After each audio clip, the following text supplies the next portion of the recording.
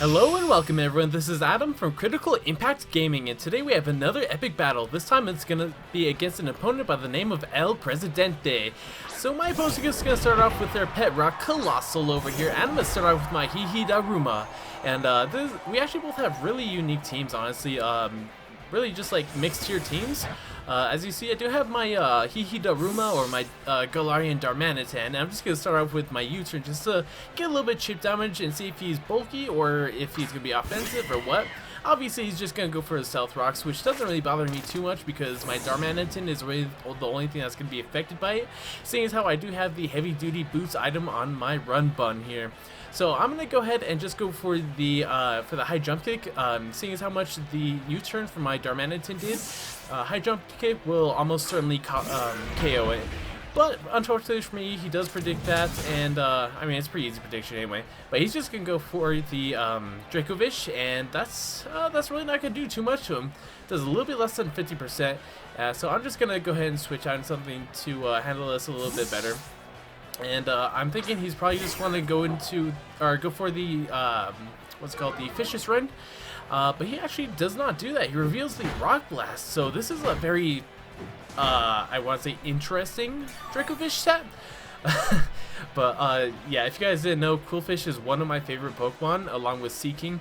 I don't know, I just really love less used water type Pokemon like Seaking and like Qwilfish, because they're really sleepers, honestly. Like sure, that was a Rock Blast and it's a really bad move, but you see how well I took that after getting that Intimidate off. Plus I have a really great typing being Water Poison, so grass moves won't really do that much to me in the first place.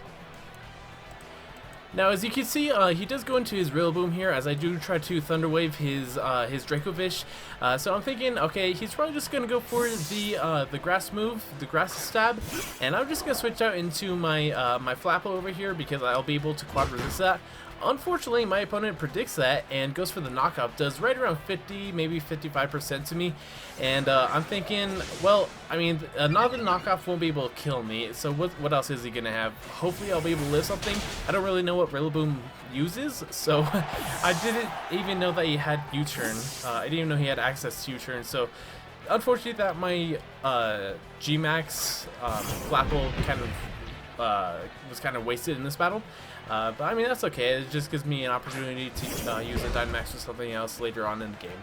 So he's going to bring out his pet rock again, and I'm just going to bring back out my Daruma. So it's pretty much like the first turn. But now that I know I will definitely be able to KO him with Superpower, I'm just going to go ahead and do that.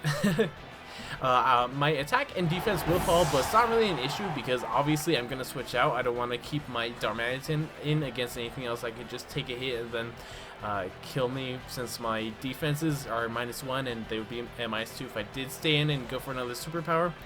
So yeah, obviously I'm just going to want to switch out. He does bring in his Runerigus over here, Secrets. During the battle, I actually had to take a second to look this up because I didn't even know what type Runerigus was. I know it was half Ghost type. I thought it was half Rock, but that's actually Ground in Ghost. So that's rather interesting. That just gives it a stab Earthquake, which is pretty cool. So he's just going to go ahead and burn me, you know, stuff that the normal Qwilfish would probably do. So fortunately, I don't get burned with my Daruma. I do get it onto my Norman Osborne. So I'm going to take this opportunity to set up a Reflect because I know he's not going to want to stay in and take a potential Foul Play or a Thunder Wave to the face. So yeah, I do get my dual screens here as he sends in his own. Whatever this asshole is called, I think it's Grimmsnarl. But he's just going to send out his Rillaboom again, and I'm kind of questioning why, because he is paralyzed, and I did just set up the Reflect Light Stream. And again, like I said earlier, I really don't know what Rillaboom even runs in the first place, so I'm just going to go for my Foul Play, hoping that he's an offensive set. Unfortunately, it doesn't really do much, probably just thanks to that burn. And he actually goes for the Break, so that was rather interesting. I might even say impressive. So unfortunately I won't be able to keep my screens up, and I'm just going to go for another Foul Play to get up a little bit more chip damage. Hopefully he'll get paralyzed and I'll get a couple more hits in. Unfortunately that's not the case. He goes for the Drum Beating, or Beating Drum, whatever that move is called, I don't know. And I am going to use my Priority Prankster ability to set up a Reflect one more time.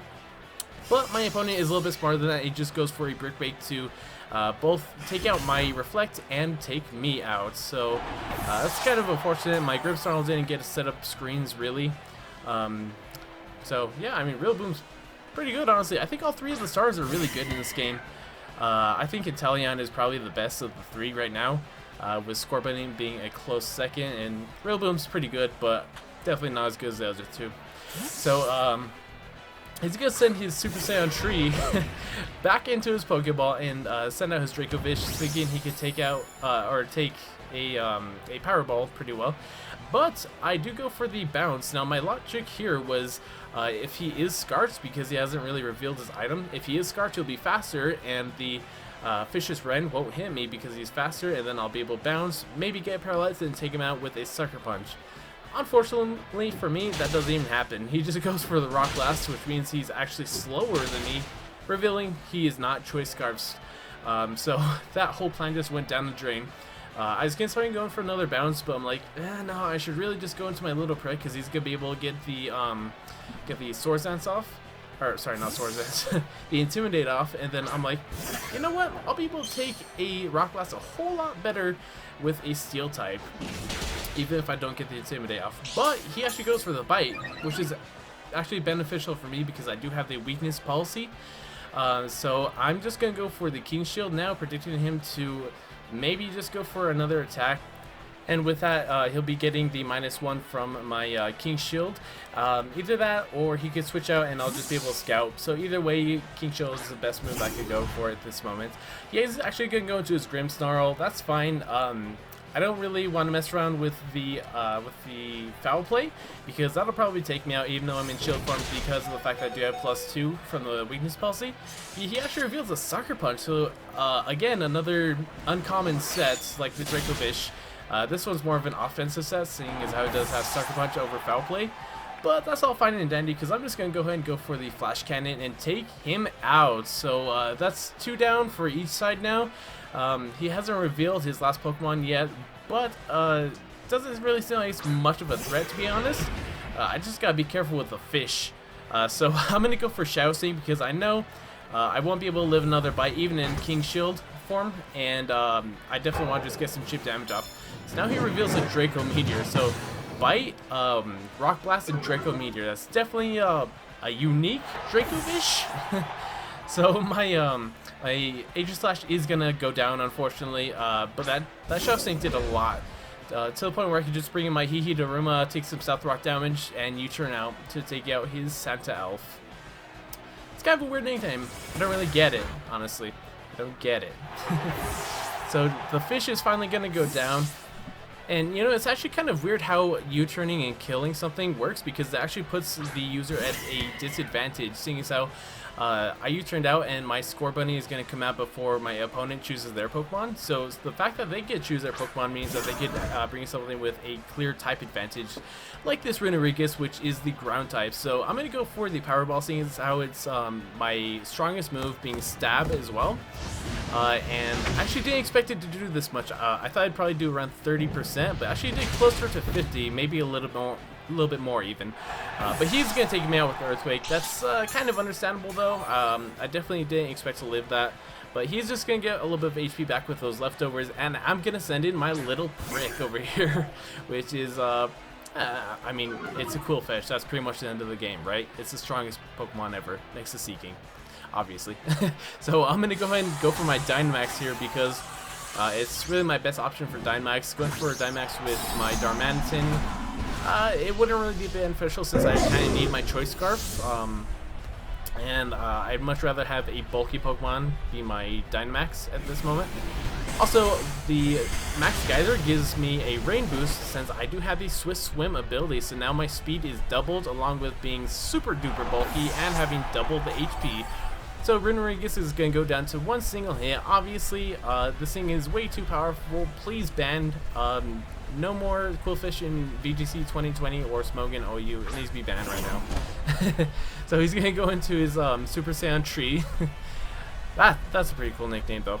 And I'm going to go for my Max Ooze off of a Poison Jab, and that's obviously going to take him out. I'm going to get the special attack boost, but that doesn't matter because, you know, Poison Jab's a physical move. Doesn't matter at all. So now it's down to our last two Pokemon. I have my Galarian Termanitin and my Qwilfish, which is currently Dynamax and has this one last turn of being Dynamax.